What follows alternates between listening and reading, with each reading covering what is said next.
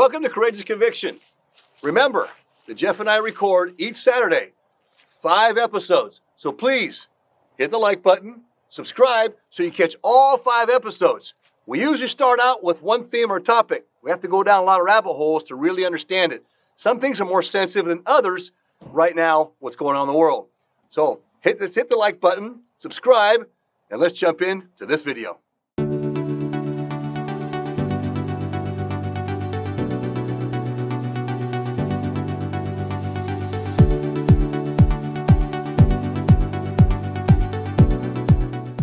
Taking a stand, I think, is important, but let's take a look at this. Here I'm recalling another situation in the last ward that I lived in, where a young woman would wear a man's suit to church in a white shirt and tie, or if she didn't wear a tie, she just had the top buttoned.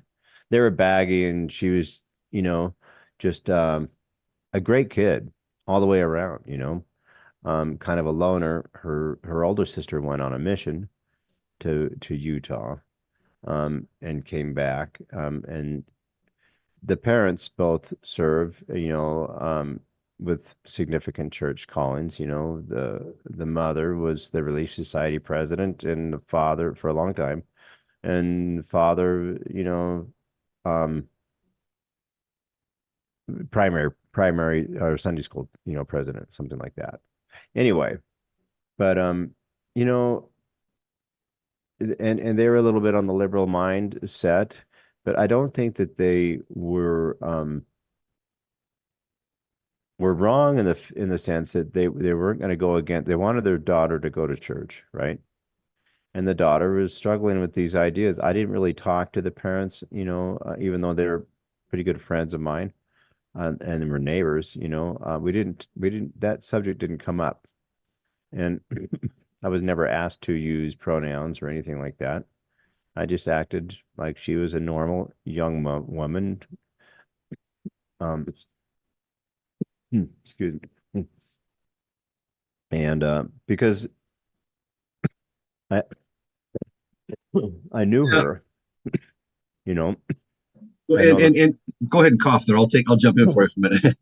I know it's kind of hard when you're speaking, got to clear your throat out there.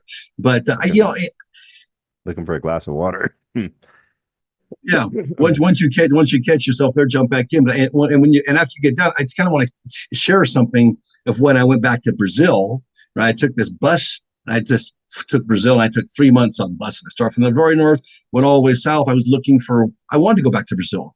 I served a mission there. I love the Brazilian people, and I wanted to take my family back there. So shortly after my third daughter was born here, my 5th child, I took off, right? And I took off looking for a place for us to live. And, I had a very tough time in Brazil because of all the transgenderism. And, it's to the point, even during my mission, it was there. And it was me being on the metro in Sao Paulo, more so you see it in Rio too, but, the bigger cities. But and that's always kind of strange because in the bigger cities you always see these fringe groups that seem to rise up and strengthen, right, in bigger cities. Another reason why I don't like cities. But I didn't want to take my family back to Brazil, though I love the Brazilian people. I did not want my children growing up thinking this was something that was okay, that they had a choice in this, because they really don't have a choice in this. Choice of gender was never part of agency. That was given to us in our creation, right? And that's not included agency. So why then are we going to appear to make it look like it's something that's included in agency, right? So that's my point on it. So I didn't go. This is not something new for me. I didn't want that confusion with my kids. And I think what's going to happen is we're going to bring on that confusion. The school, the confusion's there. I'm battling this constantly. Other members in our ward, they're younger than I am, a lot more energy, but they don't see it yet because they're younger. They're still caught up in their lives, and they're not looking back and reviewing. They still want to be there and get along with everybody and be the popular people and have that social aspect of life. I can care less if people like me or don't like me. I mean, I'd like to be around people that accept me, but a lot of people don't like the fact that I stand for certain principles now, especially my work.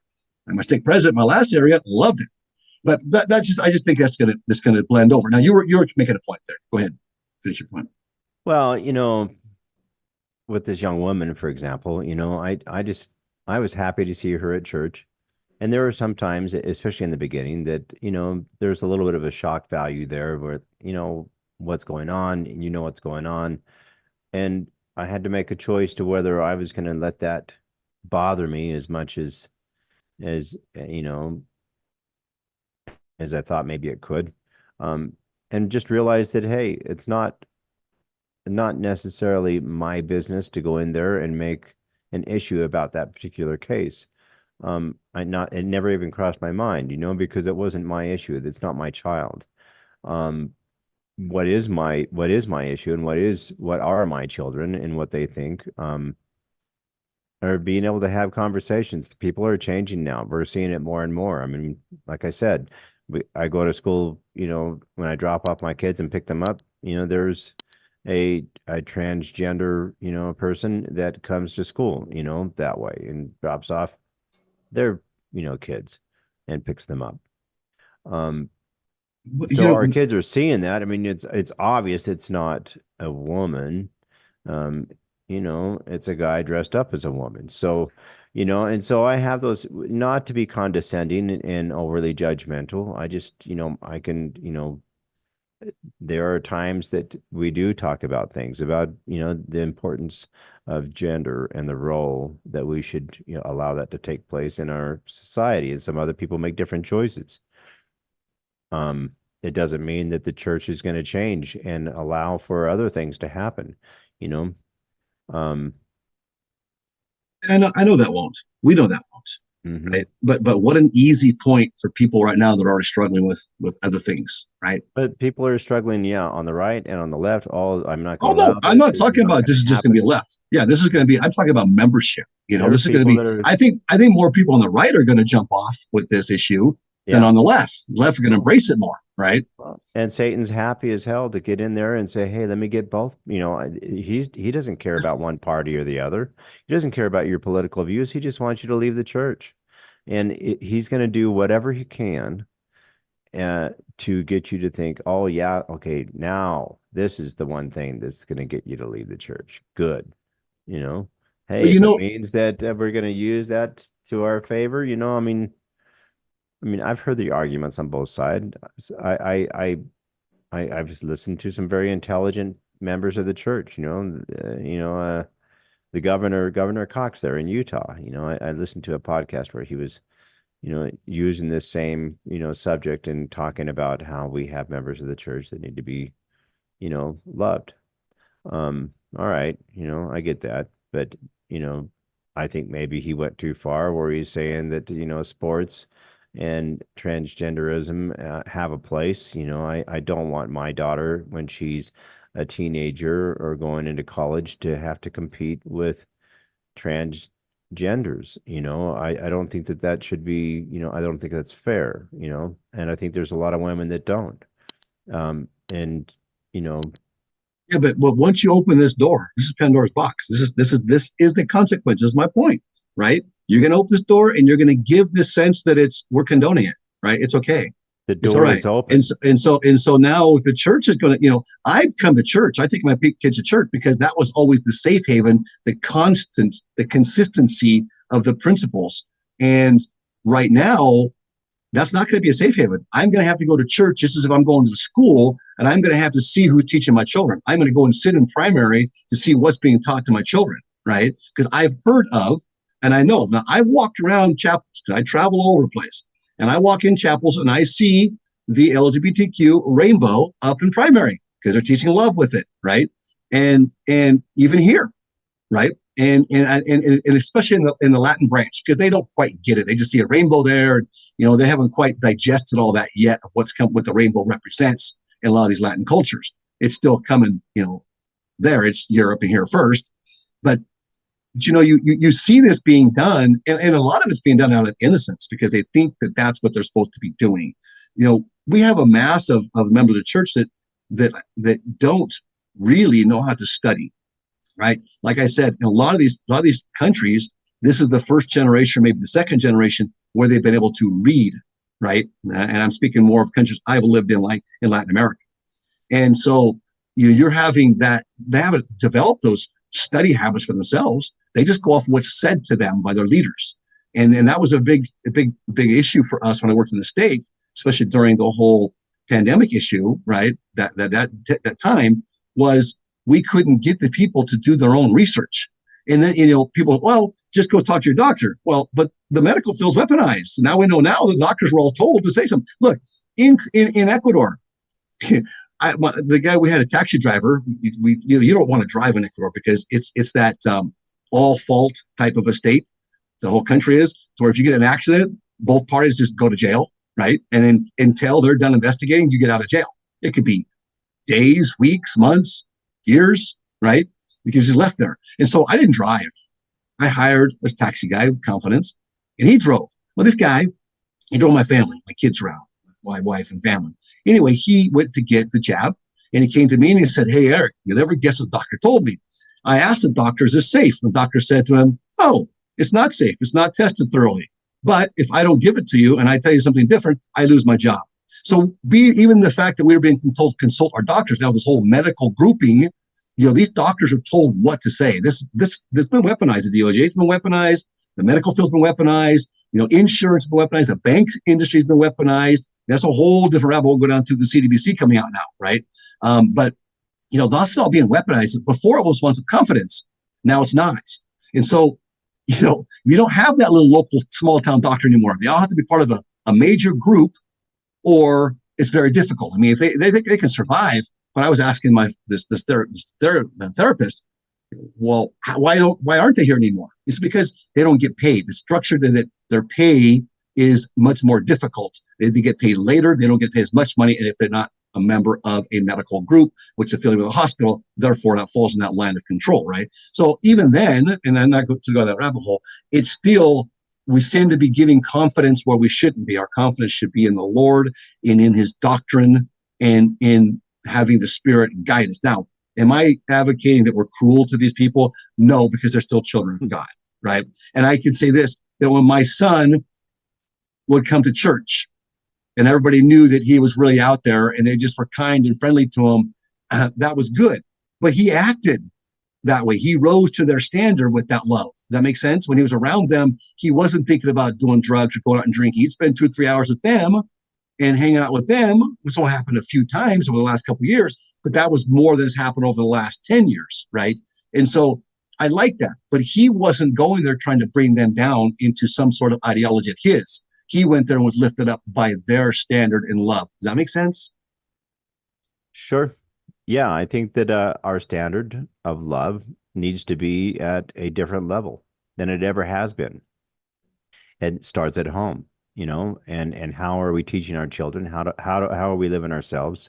You know, I remember being a hot-headed individual, especially when I wasn't back in church, and those even driving out on the road was it could have been a dangerous thing, especially if you get mad at people. I'm not saying I was a road rager, but when I would see other people that were, I don't like bullies a whole lot, so I would react. I don't react now. For a lot of reasons. One is because I'm typically armed, and a reaction of any sort, if it's not, "Hey, I'm sorry," even if it's not my fault, I'm always going to say that. Why? Because, hey, that guy was a jerk, or a lot of times that woman was a jerk. You know, I can acknowledge that, but if I acknowledge my own, being upset with this individual, they see that and they're the kind of person that's going to be triggered. What kind of next situation? Where are we going next? Sure. So I have to really think long and hard about how, what my action, even though if somebody were to come back at me and I got my kids in the car or something and they wanted to be aggressive, but the point is that I'm making is whatever I do can trigger somebody else, and that'll put me in another situation. Doesn't mean I'm justified in taking somebody else's life. Hey, I'm not going to put myself in that situation and find out. I'm just going to say, hey, it's my fault. I'm sorry, dude. And, Well, but I think you're talking about another extreme. I mean, it's the same as the martial arts.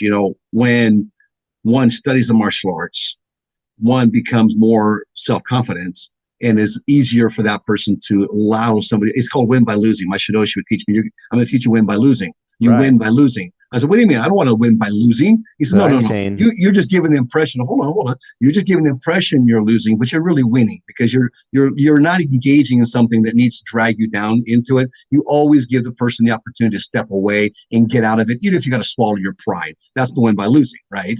And I understand that, yeah, but I don't know.